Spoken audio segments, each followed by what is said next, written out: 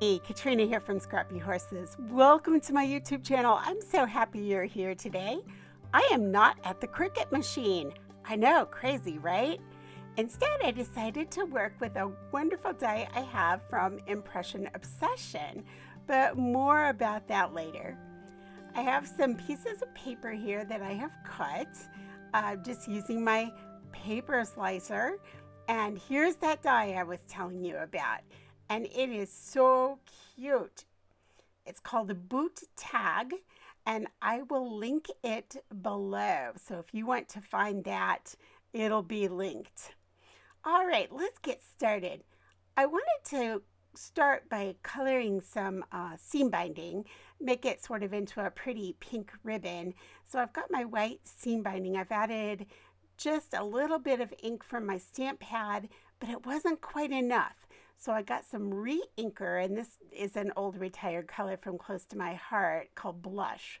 I've added a little bit of alcohol and water, and now I'm just going to soak it up in that ribbon, and then you're going to see that I'm going to squeeze out the excess. Now, I didn't want to waste that, so I had this piece that I had stitched just to test some stitching, and I thought I'm going to go ahead and color that, and maybe I'll use that on another project. I'm going to come in and distress this cardstock. This is from the Rustic stack. I believe it's die cuts with a view, but I'll put that in the comments below so that you can see exactly where my paper came from. I'm just going to come in with some old retired colors from close to my heart, and I am going around and distressing the papers and then adding a little bit of this cashmere ink or champagne ink, one or the other. All right, I'm going to go ahead and just lay my white lace down on that just to knock off that bright white.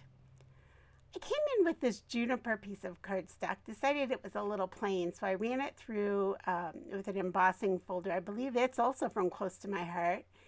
I just wanted a little texture back there. I'm going to adhere that with my ATG. And then I'll come in with my next layer to adhere that. Now you'll notice it doesn't want to stick as well with the ATG, and I believe that's because of the ink. A lot of times when I try to use ATG over ink, it just doesn't want to adhere well. So I'm going to go ahead and put a little bit of that tape on there, but then I'm going to come in with some Fabri-Tac, just cover the whole thing and lay it in. It also gives me some wiggle room if I want to move it. I'm just coming in with my fingernail and just sort of distressing a little more, just make it a little more rustic looking. I'm going to go ahead and distress this piece also. This piece has sort of a shine and sparkle to it. I like this stack of paper. It's one of my favorites that I just picked up at either Hobby Lobby or Joann's. I'm not sure which one. All right, I'm going to come in and add my lace, and I'm going to stick that under and put my boot on top. I'll adhere this with a little bit of Fabri-Tac also. Just lay it in and then just press the paper right over the top of it. Now obviously this made a bit of a lump or bump in my card that my boot has to sit over. So in order not to make the boot sit cattywampus or not level, that's what I should say. I want it to set on the card level.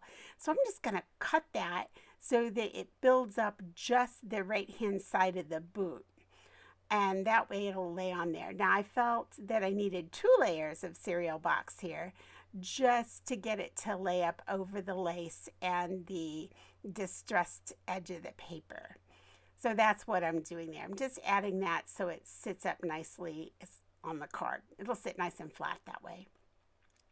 Now, when I put the glue through, it came through the holes from the die cut, so it made a little shine. So what I did is I just went around with a sparkly gel pen, and that gave the whole area shine, so you can't tell that anything happened there. All right, my ribbon still wasn't dry, so I've just crumpled it up and stuck a pin through it, and I decided, oh, this is too pretty pink for this. It's just too light, too pretty.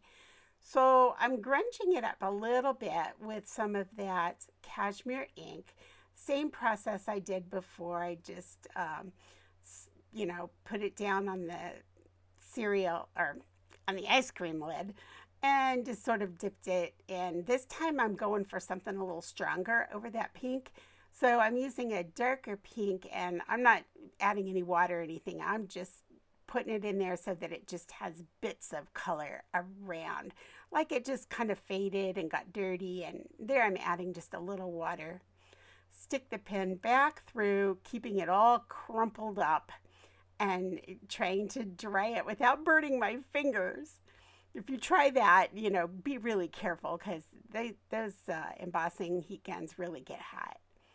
All right, so I looped that through the boot, and I'm cutting off some of that extra ribbon, and now I'm sticking a big chunky brad through there. And I could not get those little prongs separated on that, so I finally just gave up and just put them both over to one side. All right, I used Fabri-Tac, and I adhered the boot, and that's what I was going to do with this card. Then all of a sudden, I decided, wait, that's not enough. I need to add this flower.